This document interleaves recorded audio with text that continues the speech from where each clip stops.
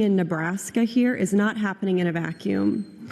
Because while we debate this bill, while we debate about whether the state should ban a handful of trans people from playing school sports, children, we do so against a backdrop of a national campaign to target and marginalize an already vulnerable population. Just this morning, this afternoon, I guess, at 5:58, I got a New York Times alert about a notification that President Trump is threatening to withdraw large-scale federal funding, was his term, from the state of California if they allow a trans girl to compete in sports in California. Maybe some of you got that notification as well. The U.S. Department of Justice is investigating California now for allowing a transgender high school athlete to compete in a track and field meet. A teenage girl, a child. They are investigating a child for running, jumping, and playing sports with her friends. And the President of the United States has threatened to withhold federal funding from an entire state because it won't ban one transgender girl from participating in high school athletics.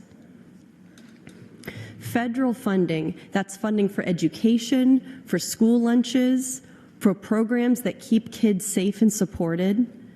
All of that is being threatened over one single child athlete. What we're doing here is not about fairness. It's not about Title IX. It's not even about sports. It's about fear and control and making scapegoats out of the most vulnerable people in the country, kids, because it's politically expedient to do so and because Senator Kathleen Kauth gets attention for doing so. That's what LB89 is doing here in Nebraska. We also keep hearing this line from members who have stood up and hopefully shared the stories of their own girls, their own children, female children, many of whom are athletes. And we keep hearing this line that girls don't want to play sports with trans girls. And I reject that. I reject that because it's not true. I too have a child. I too have my house full of teenage girls sometimes. And that's a very cruel thing for some of you to say. And it reflects so much more about your own worldviews than what young people today actually think. Most kids are not as hateful and cynical as some of the people in this room. These kids just want to play with their friends. They want to belong. They want to do the same activities that their friends do, whether that's orchestra or band or speech or, yes, sports. And they do accept each other for who they are in ways that adults in this room are not capable of. You know what I do hear from high school students, many of whom are often sitting around my kitchen island hanging out in my house? They're worried about affording college. They're scared of gun violence. They're exhausted from working jobs while they're in school to support their families, something we've talked a lot about today. They're not worried about the gender of a classmate on their track team. They're not worried about what's between the legs of the person next to them in the bathroom stall at school. It has nothing to do with their lives, and those people are their friends. But this legislature has made it clear that instead of addressing the real material concerns of young people in Nebraska, we're going to use our power to punch down, that we're not going to listen to them, that we're going to legislate cruelty because it polls well, because it gets you donations, because it gets you to go on Fox News, it lets you be friends with congresspeople like Nancy Mace. It gets you attention that you like. And what we're doing with LB89, it's not protecting anyone.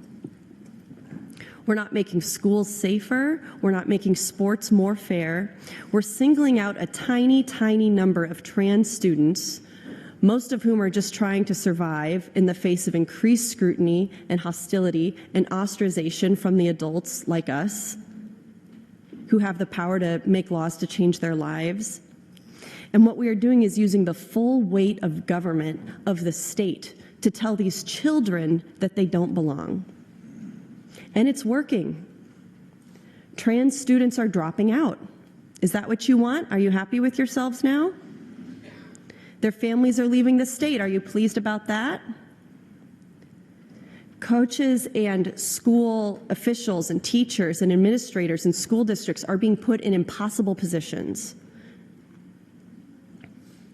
They're being forced by the law to have conversations with kids and families that they know well, that they love and support, under threat of being out of compliance with the law, under threat, in some cases, of losing federal funding for letting a girl run with her friends. This bill doesn't solve problems, it creates them. And now we're watching this play out at a national level with the Department of Justice targeting California. We should all be horrified by the idea that a president, that any president, can use the federal government to investigate children for playing school sports, that they can use the threat of pulling large-scale federal funding from an entire state if they let a child run with their friends. LB89 brings that kind of authoritarianism here to Nebraska. It signals that we are willing to prioritize political theater over actual governance, that we are willing to criminalize difference, that we will twist Title IX, which was meant to expand opportunity for everybody, into a tool of exclusion. I want to be very clear, this bill is not about sports and it's not about protecting women. It's about exploiting women's sports as a proxy to attack transgender people. And what makes me so sick is that we're using bills like this to target kids. We know that Senator Kathleen Cow thinks that being trans is a mental disorder. She's talked about this at length. She thinks you're sick in the head if you're a trans person, whether you're 8 years old or 80. But instead of bringing a bill to target adults, she's punching down at the most vulnerable people in our state, these kids who just want to play with their friends. And if you don't see that, you're a dupe. If you don't see that this is not about fairness, if you still think it is about fairness, I encourage you to look at what's happening nationally. Look at these investigations. Look at the threats from Donald Trump and the Department of Justice to pull funding. Look at the demonization of a single teenage girl by the most powerful man in the country. And then ask yourself, who really needs protection? This isn't about a level playing field. It's about using the power of the state to marginalize people who are already receiving so much hostility from those in power. And I want to talk about what happens when we pass legislation like this. What happens not in theory, but to real people. And you can look up at them in the balcony. You can talk to them out in the rotunda. And many of you have had the opportunity to do that over the years that we've had bills like this before us, since Senator Kauth came into the body and decided to hijack the serious, important work that we do with her social issues that are a distraction, that have lowered the IQ of this body and the quality of work that we are able to put out.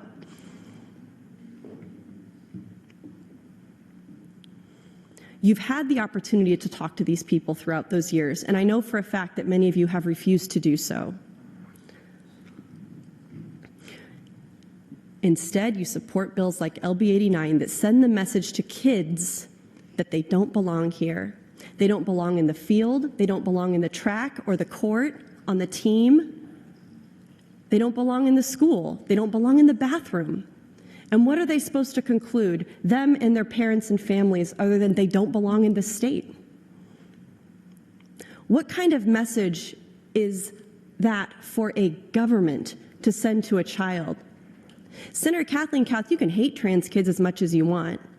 And don't you dare stand up on the microphone and say that you don't, because you have said that you think it's a mental disorder and you think these people are sick in the head. You can think that, but what business do we have as a government to send that message to them with the power of the state behind it? That message we're sending to the teammate who just wants to play with her friends, to the parent that's already navigating a world that's hostile to their child's very existence, to the kids sitting in the classroom or the kids sitting up in the balcony watching adults debate whether or not they should be allowed to play sports with their friends when they're right there in the building.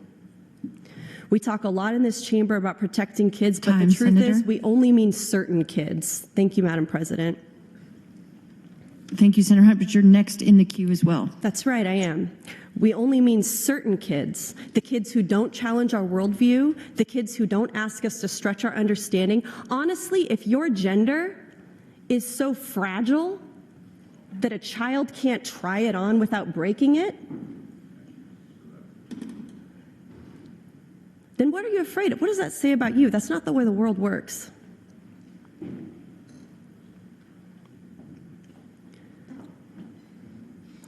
Every child deserves protection. Every child in this state deserves dignity, and we do not get to pick and choose whose childhoods are worthy of that. We know that this bill is not the result of a groundswell of concern from Nebraska families. There is no grassroots organization that has united en masse to ask us to discriminate against children. It's not coming from our schools or coaches or athletic directors either. They protect the kids that Senator Kathleen Kauth wants to ostracize. It's coming from a national political strategy, a top-down effort to manufacture outrage and divide us. When you talk about culture war issues, why do you think they pick on gender? Why do they pick on gender? Why do they pick on race, class, all these things? It's because it keeps us divided. There's a handful of us in this body who remember what it was like before Senator Kathleen Kauth came in here and made everything about gender, about trans sickness and mental illness. And you can see the outcome that that has had for the division that we have in this body and in Nebraska. And that cruelty is the point. It's not a byproduct, it's the point. It's about making trans children, trans people, a problem to be solved, a threat to be contained. And when you use that messaging over and over and over again, you're mentally ill, you're a threat, you're dangerous, you're preying on people in the bathroom, this and that, it's not surprising when the outcome of that messaging shows up as violence against these kids, against these people, as depression in these kids. And sadly, too often, as suicide. And I heard many of you standing up on the mic in the last 64 days talking about how social media is making kids kill themselves. Well, look up on the board. This is another cause as well. We know the statistics. We have seen the data about trans youth and mental health. We've seen how family rejection and social stigma and legal discrimination drives these kids to the brink. And instead of trying to make their lives easier, safer, or more hopeful, of caring for them, even if you don't understand them, we're adding to that burden, again, with the full weight of the state behind that burden, behind that hostility. And for what? To win a primary, to get a talking point on a mailer, or to look tough on an issue that is controversial? We're being asked to pass a bill that solves no real problem, but does harm real people. That should be a deal breaker for every one of us. Every one of you who came in here talking all the time about, oh, I campaigned on reducing property taxes. This is the biggest issue facing Nebraskans. Why don't we work on that? This type of thing should be a deal breaker for you. Back in the day, a bill like this wouldn't even make it out of committee. Even if members agreed, even if the majority of members in the committee said, yeah, I don't know, I don't understand trans people either, I think it's weird. You can think that. But there was a time in this body where people would recognize this for the divisive topic and the unserious topic that it is. We cannot legislate people's identities. That's not the business that we're in. And if you are not fighting to fully fund our schools, to increase access to mental health care, to reduce poverty, and to ensure that girls have access to equal facilities and opportunities, then please don't pretend this is about protecting girls and women. This is about scapegoating. It's about punching down and choosing fear over facts.